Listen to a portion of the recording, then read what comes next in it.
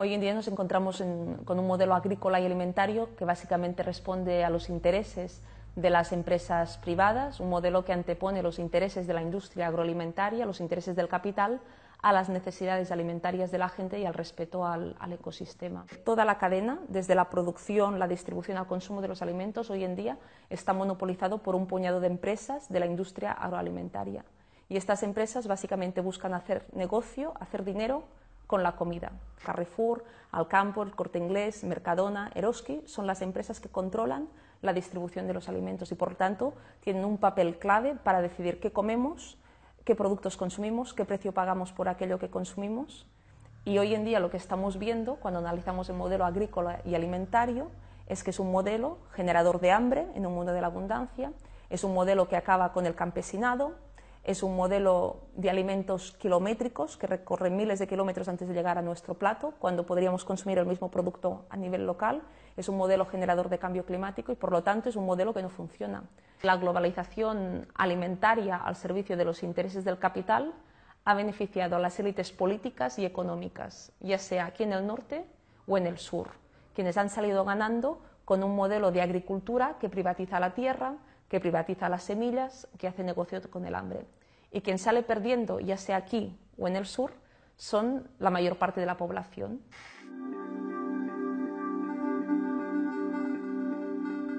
La producción alimentaria se ha multiplicado por 3 desde los años 60, mientras que la población mundial tan solo se ha duplicado. Por lo tanto, hoy en día hay alimentos para dar de comer a toda la población a nivel mundial, pero a pesar de esto, 1 de cada 7 personas en el mundo no tiene que comer. Y si tú no tienes dinero para comprar estos alimentos, que cada día son más caros fruto de la especulación alimentaria en las bolsas financieras internacionales, o si tú no tienes acceso al agua, a la tierra, a las semillas, no comes.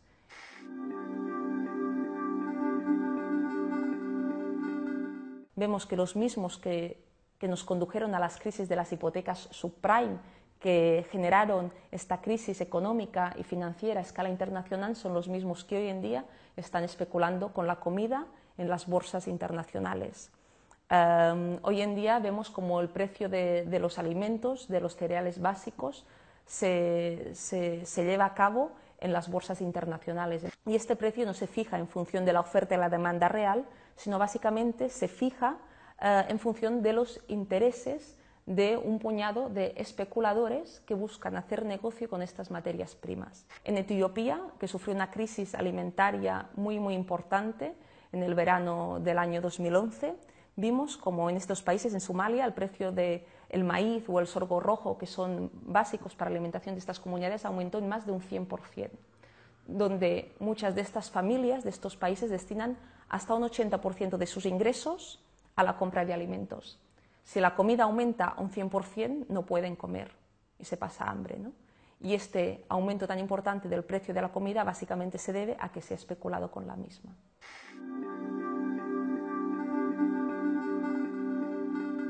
Muchas veces cuando vemos la situación de hambruna en los países del sur o en África, desde los medios de comunicación se apunta a que las causas del hambre tienen que ver con fenómenos meteorológicos, con las sequías, con las guerras. Pero en definitiva es importante tener en cuenta que las causas del hambre son políticas y tienen que ver con quienes controlan los recursos naturales, en manos de quién está la tierra, el agua, las semillas, a quién benefician las políticas agrícolas y alimentarias. Estas preguntas y sus respuestas nos dicen cuáles son las causas de las hambrunas hoy y de la crisis alimentaria. Países que hoy viven una hambruna profunda en el Cuerno de África son países que en los años 70-80 eran autosuficientes en la producción de alimentos para dar de comer a toda su población. Producían suficiente comida para dar de comer a todos sus habitantes. ¿Qué ha pasado de los años 70 de esta situación hasta hoy, a esta situación de hambruna? Pues que la aplicación sistemática de estas políticas de liberalización comercial, de apertura forzada de sus fronteras, han hecho que las grandes industrias agroalimentarias del norte, subvencionadas por la política agrícola comunitaria en Europa o por la Farm Bill en Estados Unidos, estas grandes industrias, con la subvención que se ha hecho a su producción, ha generado un excedente tan importante de comida que este excedente se ha acabado vendiendo en los países del sur a un precio inferior al de su coste, por lo tanto, haciendo la competencia desleal a los productores autóctonos. En Haití, el arroz norteamericano es mucho más barato que el arroz haitiano. En Senegal, la leche europea es mucho más barata que la leche senegalesa.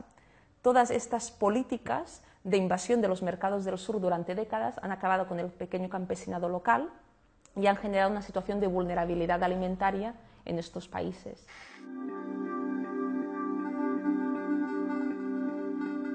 La dependencia de fertilizantes, de pesticidas elaborados a partir de petróleo hace que estos sean imprescindibles para la producción.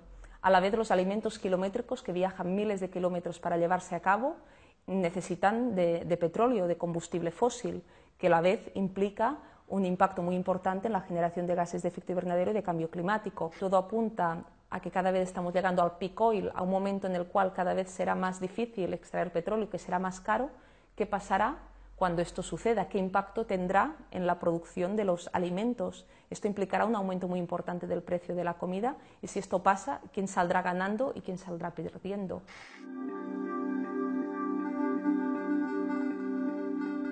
Hoy en día, las semillas han sido privatizadas y 10 empresas de escala mundial controlan la comercialización del 70% de las semillas.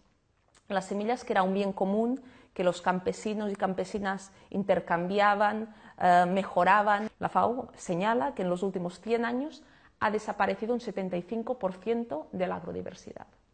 Y esto ha sucedido básicamente porque se produce en función de los intereses de las empresas privadas y del capital. Y por lo tanto se produce aquello que mejor se adecua al modelo agrícola y alimentario actual. Se produce aquello que puede viajar largas distancias, se produce aquello que se puede percibir como un producto grande, con una buena textura, aquello que en un supermercado uno compraría. Por lo tanto, se produce en función de lo que les interesa a las empresas privadas.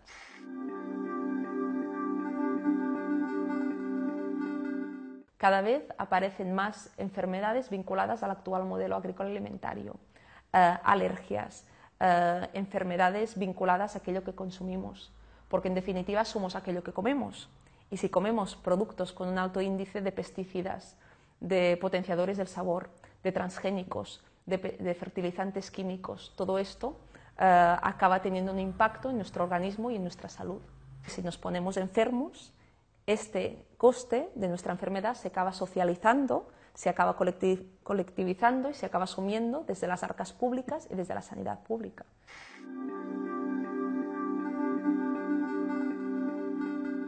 Se dice que necesitamos transgénicos porque es necesario producir más comida para acabar con el hambre en el mundo. Y esto es completamente falso, porque para acabar con el hambre en el mundo lo que necesitamos es más democracia en el sistema agrícola y alimentario actual. Si no se prohíben los transgénicos, no habrá ni agricultura ecológica ni convencional posible, porque los transgénicos, a través de la polinización, del viento, acaban contaminando a otros campos de agricultura convencional, de agricultura ecológica. Transgénicos prohibidos en muchos países de Europa, en Francia, Suiza, Alemania, Grecia. Hoy se cultivan aquí, se experimenta con los mismos aquí, se comercializan aquí. Por lo tanto, es necesario, la lucha contra los transgénicos es una prioridad para defender desde la práctica y desde lo político otro modelo de agricultura y alimentación.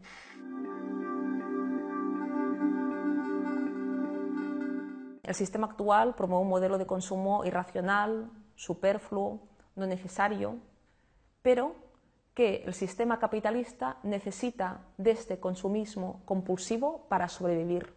Necesita que la gente compre masivamente aquello que el sistema produce para que el sistema siga funcionando. Y a partir de aquí nos crean una serie de necesidades artificiales. Se nos quiere hacer cómplices cuando no culpables de esta crisis económica. Se nos dice que hemos vivido por encima de nuestras posibilidades, cuando es mentira.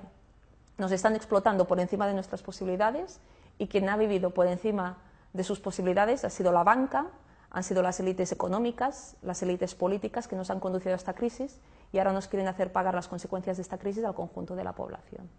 Es necesario tener presente que hay alternativas, porque la gran victoria del sistema capitalista es hacernos creer que no hay alternativas, que no podemos hacer nada. La resignación y el escepticismo es la gran victoria del sistema. Más allá de los cambios individuales en nuestro consumo, de participar también en experiencias colectivas como grupos de consumo, huertos urbanos u otras iniciativas, es también fundamental no olvidar la perspectiva política. Con opciones individuales sueltas no cambiaremos el mundo. La opción individual es fundamental porque nos permite tomar conciencia, ser coherentes con nuestras prácticas, pero el cambio de paradigma será fruto de la acción colectiva. Si no luchamos, si no nos movilizamos, si no salimos a la calle, hemos perdido antes de comenzar. Y esto es precisamente lo que quiere el sistema. La resignación y el escepticismo es el gran triunfo del sistema, el que nos quedemos en casa.